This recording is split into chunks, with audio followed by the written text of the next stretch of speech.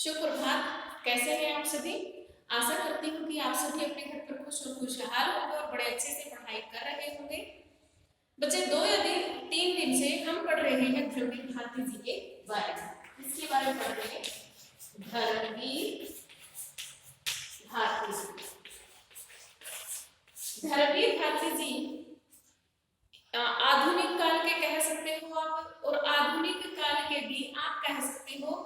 तार सप्तक के प्रसिद्ध कवि हैं और जिनकी जो प्रमुख रचना है वो प्रमुख रचना है इनकी अंधा युग, जिसके बाद इन्हें हिंदी साहित्य के इतिहास में एक प्रमुख लेखक के रूप में, एक प्रमुख साहित्यकार के रूप में जाना जाने लगा था। अंधा युग रचना के बाद विशेष इनकी ख्याति का कारण है अंधा युग। इनका जो जन्म है वो उत्तर प्रदेश में हुआ था। उत्तर प्रदेश के इलाहाबाद शहर में हुआ था। 1926 में हुआ था। इनके पिता का नाम चिरंजीव लाल और माता का नाम चंदा देवी है। इन्होंने अपने जीवन में बहुत ही महत्वपूर्ण कार्य किए हैं। इन्होंने कई पत्रिकाओं का संपादन कार्य किया। कोई भी चीज पढ़ने का ना मुझे याद करने का तरीका होता है। एक एक चीज मैं आपको याद करवा रही हूँ कि जन्म हुआ 1926 में इलाहाबाद में, उत्तर प्रदेश के इलाहाबाद में। पिता का नाम चिरंजीव लाल, माता का नाम चंदा देवी। इलाहाबाद इन्होंने जो शिक्षा है वो इन्होंने इलाहाबाद विश्वविद्यालय से पाई है। एमए हिंदी किया है, उसके बाद पीएचडी भी उन्होंने वहीं पर किया है। उसके बाद उन्होंने अध्यापन कार्य भी किया है। उसके पश्चात उन्होंने अपने जीवन में पत्रकारिता के क्षेत्र में भी बहुत बड़ा योगदान दिया है। एक प्रसिद्ध पत्रिका का संपादन कार्य किया जिसका नाम क्या है, धर्मयुग, जो कहां से प्रकाशित होती थी, मुंबई से। जो शॉर्ट क्वेश्चन आ सकते हैं ना, उनको बार बार रिपीट कर रही हूँ, तो ध्यान से आप सुना करें। तो प्रसिद्ध पत्रिका कौन सी है, धर्मयुग है। प्रकाशित होती थी मुंबई में 1959 से। और पत्रिका कैसी है, वो साप्ताहिक, क्योंकि कुछ पत्रिकाएं मासिक होती थी, कुछ 6 माह की होती थी, कुछ वार्षिक होती थी, कुछ साप्ताहिक भी होती थी, कुछ दैनिक भी। तो कैसी पत्रिका है धर्मयुग, साप्ताहिक पत्रिका है। फिर हमने बात की थी इनके बहुत सारे पुरस्कारों से सम्मानित किया गया है। जैसे हल्दी घाटी जो पुरस्कार इन्हें दिया गया था पत्रकारिता के क्षेत्र में दिया गया था, पद्मश्री से सम्मानित है। भारत भारती पुरस्कार इन्हें मिला है। तो बहुत सारे पुरस्कार इन्हें दिए गए थे इनके जीवन में। इनके कार्यों के कारण, हर प्रकार के क्षेत्र में सहयोग देने के कारण बहुत सारे पुरस्कार अपने जीवन काल में मिले थे। उसके पश्चात हमने बात की थी इनकी प्रसिद्ध काव्य रचनाओं के बारे में। काव्य ही सभी बहुमुखी प्रतिभा के धनी थे धर्मवीर भारती जी। इन्होंने अपने जीवन में बहुत सारी रचनाएं रची हैं। काव्य संग्रह भी रचे हैं, कहानी संग्रह भी रचे हैं, उपन्यास भी रचे हैं, नाटक भी लिखा है, एकांकी भी लिखी है, संस्मरण भी, रेखा चित्र भी, सभी विधाओं के ऊपर इन्होंने अपना लेखन कार्य किया है। यदि हल्के हल्के हम एक रिवीजन के तौर पर करें तो उनकी जो सबसे पहले काव्य संग्रह की अगर हम बात करें तो वनप्रिया है, 7 गीत वर्ष है, घंटा लोहा है, मेरी वाणी गोरिक वसना है। तो ये इनके प्रमुख काव्य संग्रह है। बात की जाए इनके उपन्यासों की तो गुनाहों का देवता है, सूरज का 7वां घोड़ा है, प्रारंभ और समापन है, 11 सपनों का देश है। ये इनके प्रमुख उपन्यास हैं। बात की जाए इनके नाटक की तो अंधा युग है। संस्मरण की बात करें तो शब्दिता इनका संस्मरण है।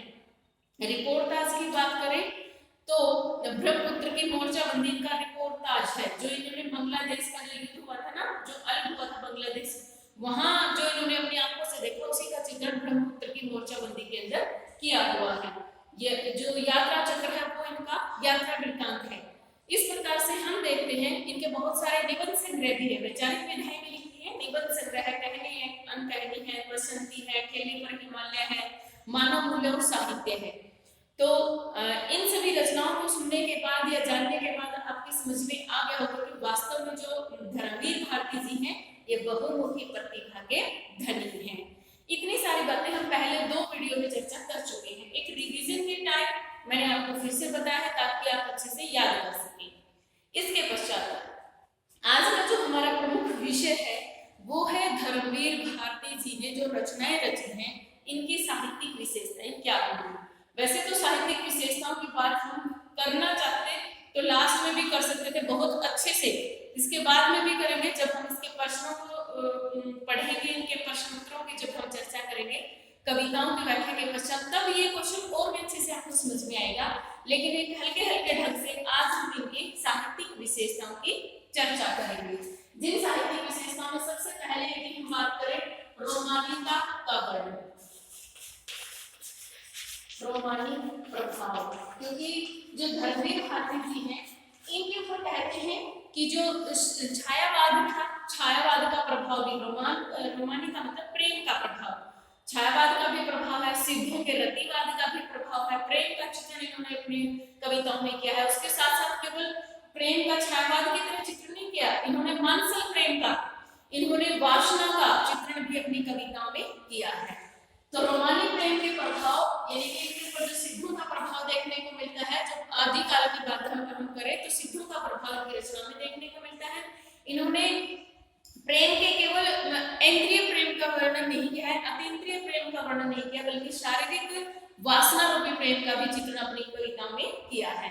इन रोमानी होठों पर बर्बाद मेरी जिंदगी, इस प्रकार की जिस इनकी जो एंट्री हुई थी ना साहित्य के अंदर, जो आगमन हुआ था, तो प्रारंभ में एक छायावाद के गीतकार के रूप में हुआ था। इन्होंने इस प्रकार की कविताएं लिखी हैं जिसमें मानसल शरीर का, शारीरिक प्रेम का चित्रण, वासना का चित्रण, इनका चित्रण इनके साहित्य में प्रारंभ में ज्यादा देखने को मिलता है। तो जैसे उदाहरण के लिए हम लिख सकते हैं, कई कविताएं हैं इनके, इन फिरोजी होठों पर बर्बाद मेरी जिंदगी, ये है बादलों की पांख है, मुग्धा है। इन कविताओं के अंदर किसका चित्रण है? प्रेम का वर्णन है। तो जिसके अंदर हम लिख सकते हैं उदाहरण के तौर पर, गुलाबी पंखुड़ी पर एक हल्की सुरमुराई आभा, गुलाबी पंखों पर एक सुरमुराई आभा। फर्स्ट लाइन, इन गुलाबी होठों पर बर्बाद मेरी जिंदगी, इन गुलाबी होठों पर बर्बाद मेरी जिंदगी, बर्बाद मेरी जिंदगी। इस प्रकार से आप देख सकते हैं कि इनके काव्य के अंदर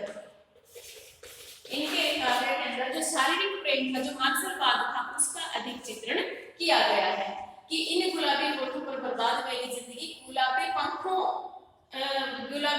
एक सुरमुराई आभा, कि इस प्रकार का जो मानसरवाद का प्रेम था वो इनकी रचनाओं में देखने को मिलता है। इसके अलावा इनकी प्रसिद्ध जो कविताएं हैं जिसमें रोमानी प्रेम का वर्णन है वो है बादलों की पांख है, बादलों की पांख, ये इनकी प्रमुख कविता है। और एक ये इनकी कविता का नाम है इन गुलाबी होठों पर बर्बाद मेरी जिंदगी, जिनमें मानसरवाद का चित्रण इन्होंने अपनी कविताओं के अंदर किया है। इसके अलावा यदि हम चर्चा करें गुनाह का गीत, गुनाह का गीत में भी मानसरवाद प्रेम का चित्रण इन्होंने किया है। तो इनकी जो प्रमुख प्रवृत्ति की यदि हम बात करेंगे तो प्रमुख प्रवृत्तियों में क्या आएगा? मानसरवाद का या रोमानी प्रभाव का या प्रेम के मानसरवाद का चित्रण इन्होंने अपनी कविताओं में किया है। इन्होंने केवल संयोग श्रृंगार का नहीं, वियोग श्रृंगार का भी जो चित्रण है वो अपनी कविताओं के अंदर किया है। दूसरी यदि हम इनकी साहित्यिक विशेषताओं की बात करें वो है प्रकृति चित्रण। प्रकृति चित्रण जो प्रमुख प्रवृत्ति थी छायावाद की, तो छायावाद का प्रभाव इस पॉइंट में भी देखने को मिलता है, क्योंकि प्रेम का चित्रण बहुत अधिक जो छायावाद का समय था, चाहे वो महादेवी वर्मा हो, चाहे वो सुमित्रानंद पंत हो, उनके काव्य में भी किया गया था। उन्हीं का प्रभाव धर्मवीर भारती जी पर था। धर्मवीर भारती जी ने केवल इनसे ये चीज नहीं सीखी, बल्कि प्रकृति चित्रण के ऊपर भी इनके छायावादी जो कवि थे या साहित्यकार थे उनका प्रभाव प्रकृति चित्रण का भी इनके साहित्य में देखने को मिलता है। इन्होंने प्रकृति चित्रण करते हुए लिखा है कि अपने हल्के फुल्के उड़ते स्पर्शों से मुझको छू जाती है, अपने हल्के हल्के स्पर्शों से मुझको छू जाती है, अपने हल्के फुल्के स्पर्शों से मुझको छू जाती है, मुझको छू जाती है। क्या छू जाती है? देखना, जॉर्जेट के पीले पल्ले सी यह दोपहर नवंबर की, जॉर्जेट के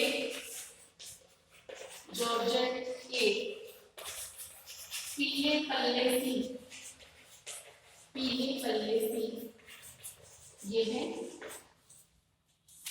ये है दोपहर नवंबर की, दोपहर नवंबर की। इस प्रकार से हम देखते हैं कि इन्होंने प्रकृति चित्रण दी कि अपने हल्के फुल्के स्पर्श के साथ मुझको छू जाती है। क्या छू जाती है? जॉर्जेट के पीले पल्ले, जॉर्जेट का जो कपड़ा होता है बहुत हल्का होता है, कि जॉर्जेट का जो पीला पल्ला होता है, क्योंकि दोपहर के समय धूप कैसे होती है नवंबर के महीने में, तो पीले कलर की होती है। तो कहा है कि जॉर्जेट का पल्ले पीले पल्ले की तरह, जॉर्जेट का कपड़ा बहुत हल्का होता है और नवंबर की धूप भी बहुत ही हल्की होती है, कि जॉर्जेट के पीले पल्ले की भांति मुझे दोपहर है जब नवंबर के महीने की। तो इनकी प्रमुख कविता है दोपहर नवंबर, नवंबर की दोपहर, ये इनकी प्रमुख कविता है जिसके अंदर इन्होंने प्रकृति चित्रण किया है। इसके अलावा इनकी जो कविताएं हैं, पावस गीत है, घाटी का बादल है, पावस गीत और घाटी का बादल, पावस गीत और घाटी का बादल, घाटी का बादल और नवंबर की दोपहर, ये इनकी प्रमुख प्रकृति चित्रण वाली प्रसिद्ध कविताएं हैं जिसमें इन्होंने प्रकृति का चित्रण किया है, जिसमें स्पष्ट रूप से जो प्रकृति का आलंबन भी किया है और उद्दीपन भी किया है। दोनों ही रूपों में प्रकृति का चित्रण धर्मवीर भारती जी ने अपनी रचनाओं में किया है। पावस का गीत और घाटी के बादल, एक क्या है नवंबर की दोपहर, तीन कविताओं में प्रमुख रूप से धर्मवीर भारती जी ने प्रकृति चित्रण का आलंबन और उद्दीपन दोनों रूपों में प्रकृति का चित्रण किया है। आशा करती हूँ आपको ये बात जरूर समझ में आ रही होगी। तीसरी यदि विशेषता की बात करें तो वो है आस्था और निर्माण। क्या है? आस्था और निर्माण। बच्चे इनका जो विषय निर्माण, इनकी जो रुचि थी, आपने अंधा युग के बारे में मैं बार बार बता रही हूँ कि जब द्वितीय विश्व युद्ध खत्म हो चुका था 1939 से लेकर 1945 में, जब द्वितीय विश्व युद्ध खत्म हो गया तो उस समय पूरे विश्व के ऊपर एक कोहरा सा छाया हुआ था, निराशा का, कुंठा का, संत्रास का, दुख का, पीड़ा का। तो उसी पीड़ा के उस युग को इन्होंने अंधा युग कहा है और उसी दौर में इन्होंने लोगों को आस्था के साथ जीने का एक संदेश दिया था। इसीलिए इनके कारण में आस्था और निर्माण, कुछ नव निर्माण करने के लिए प्रेरित इन्होंने लोगों को किया था, जिसमें अंधा युग है, जो धृतराष्ट्र वो अंधता का प्रतीक है, जो द्रौपदी है वो मोह जड़ मोह का प्रतीक है, क्योंकि द्रौपदी नहीं सॉरी गांधारी है जो मोह जड़ का जिसमें चित्रण किया गया है, धृतराष्ट्र को एक अंधता का प्रतीक माना गया है। इस प्रकार से हम देखते हैं कि अंधा युग जो रचना है उसके अंदर से इन्होंने उस समय के पूरे विश्व भर में फैले हुए संतास, कुंठा, पीड़ा, दुख, निराशा, इन सब का चित्रण करते हुए एक नव निर्माण और एक आस्था से भरे हुए भरकर, आस्था में भरकर समाज को भरने के लिए अपने पाठक वर्ग को प्रेरित करने का प्रयास किया है। जैसे उसके उदाहरण के लिए हम दो लाइनें लिखेंगे। सृजन की थकान भूल जा देता, अभी तो पड़ी है धरा अधबनी। क्या कहते हैं? सृजन की थकान, सृजन की थकान भूल जा देगा, भूल जा देगा, अभी तो पड़ी है, अभी तो पड़ी है धरा अधबनी, धरा अधबनी। कि देवता को कहते हैं कि हे देवता, सृजन की थकान जो आपने निर्माण किया है, निर्माण करके जो थकान आपके ऊपर चढ़ गई है उस थकान को भूल जाओ और अभी क्या करो, अभी तो पड़ी है धरा, धरा का मतलब पृथ्वी, पृथ्वी पर बहुत कुछ आपको निर्माण करना है, वो अध बनी हुई, आधी बनी हुई पड़ी है। इस प्रकार से हम देखते हैं कि जो धर्मवीर भारती जी का रुचि है इसमें दिखाई देती है, नव निर्माण में मतलब रुचि दिखाई देती है। वो उदाहरण देखिए, कल भी हम खिलेंगे, हम चलेंगे, हम उगेंगे।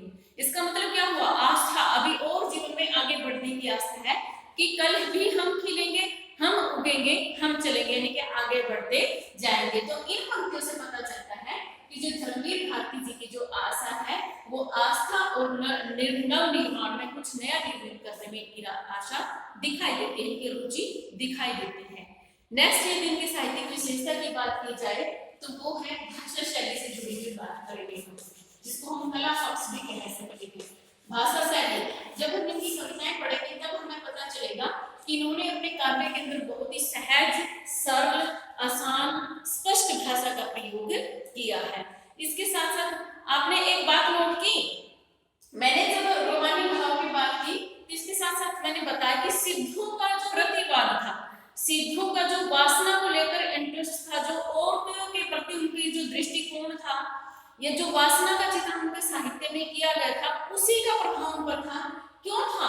धर्मवीर भारती जी पर, क्योंकि धर्मवीर भारती जी का जो पीएचडी का विषय था वो विषय सिद्ध साहित्य लिया गया था। तो उन्होंने सिद्धों के साहित्य का पूरा गहराई से अध्ययन कर रखा था।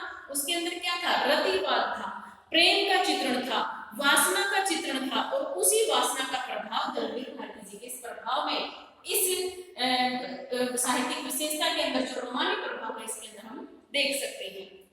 बात कर रहे थे हम भाषा शैली की, तो भाषा कैसे इनकी बहुत ही सहज है, सरल है, आसान है, स्पष्ट है, और कोई विदेशी शब्दों को लेते हुए भी, जैसे जॉर्जियन शब्द है तो विदेशी शब्दों को अरबी, फारसी भाषा के शब्दों को, उर्दू भाषा के शब्दों को, अंग्रेजी भाषा के शब्दों का इन्होंने खुलकर अपनी रचनाओं में प्रयोग किया है। मुक्त छंद की इन्होंने कविताएं लिखी हैं। इनकी जो लिखने की शैली है वो विवेचनात्मक है, विचारात्मक है, आत्मकथात्मक है, सब प्रकार की इन्होंने चित्रात्मक शैली का प्रयोग किया गया है। यानी कि एक बिंब से बनते हुए चलेंगे, आत्मकथात्मक शैली का प्रयोग इन्होंने अपनी रचना में किया है।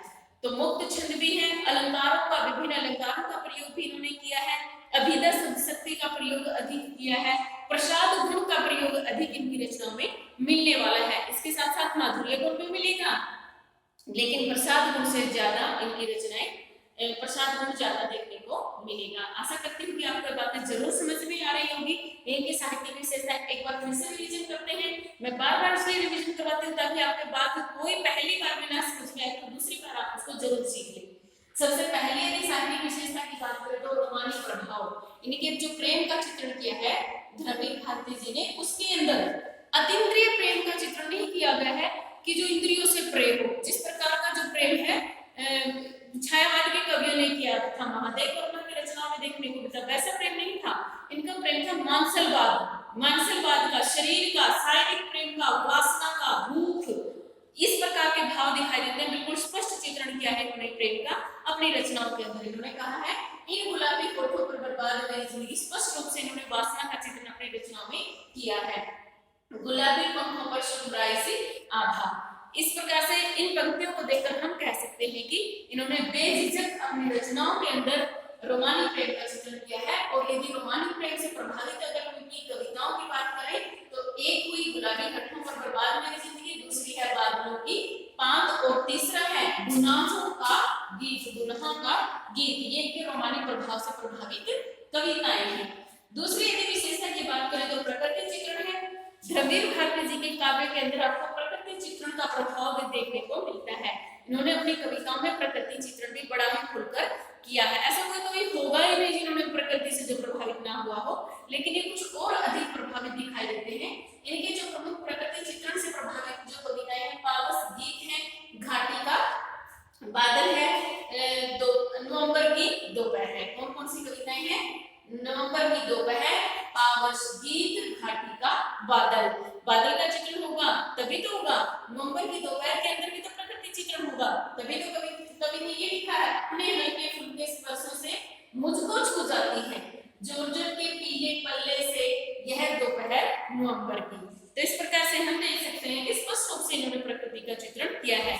नवंबर महीने की जो दोपहर का समय होता है वो कवि के मन को कुछ ज्यादा ही भा गया है, बहुत ही अच्छा लग रहा है। और आज जब हम ये कविता पढ़ रहे हैं, हम भी नवंबर के महीने में पढ़ रहे हैं, तो जैसे आजकल की जो धूप है वो बड़ी ही कोमल है, सॉफ्ट है, चुभने वाली नहीं है, लेकिन धूप अवश्य निकलती है। इसीलिए क्या कहा है, पीले पल्ले से, यानी कि जो सूर्य का प्रकाश दोपहर के समय येलो कलर का हो जाता है, पीले रंग का हो जाता है, इसीलिए कवि ने ये इनकी जो इस प्रकार की जो तुलना की गई है, इस प्रकार की तुलना की गई है। और जॉर्जेट का पल्ला क्यों कहा? क्योंकि जॉर्जेट का जो कपड़ा होता है बहुत ही हल्का होता है, और जो नवंबर के महीने की धूप होती है वो भी बहुत हल्की होती है, चुभने वाली नहीं होती है। आशा करते हैं बात समझ में आ गई होगी। तीसरी, आस्था और निर्माण में विशेष इंटरेस्ट, विशेष रुचि दिखाई देती है कि किस रीजन की थकान भूल जा देता अभी तो पड़ी है धरा राजधानी। क्योंकि मैंने पहले भी बताया कि जो उस समय का द्वितीय विश्व युद्ध के खत्म होने के पश्चात पूरे विश्व के अंदर एक उदासी छाई हुई थी, निराशा छाई हुई थी, कुंठा, संतरास, इन चीजों का वर्णन इन्होंने अपनी रचनाओं के अंदर किया है और अपनी रचनाओं के माध्यम से आस्था और निर्माण के लिए भी इन्होंने प्रेरित किया है। वो इनकी पंक्तियों में देख सकते हैं कि सृजन की निर्माण भूल जा देता अभी तक पड़ी है धरा अधूरी। लास्ट यदि हम बात करें अपनी भाषा शैली की, बहुत ही सहज है, सरल है, आसान है, स्पष्ट है। विभिन्न प्रकार की भाषाओं के शब्द लिए गए हैं, चाहे वो तत्सम हो, तद्भव हो, देशज हो, विदेशज हो, अरबी के हो, फारसी के हो, विदेशी भाषाएं को, यदि अंग्रेजी भाषा के शब्दों का भी बहुत सारे शब्दों का प्रयोग किया गया है। छंद मुक्त इनकी कविताएं हैं, उनके अंदर विभिन्न शैलियों का प्रयोग किया गया, चाहे वो आत्मकथात्मक शैली हो, विचारात्मक शैली हो, विभिन्न प्रकार की चित्रात्मक शैली का प्रयोग इनके द्वारा किया गया है। तो आशा करती हूँ कि आपको ये बातें जरूर समझ में आई होगी। फिर भी यदि किसी बच्चे की समस्या है तो वो मेरे से फोन करके पूछ सकता है। धन्यवाद। जय हिंद, जय भारत।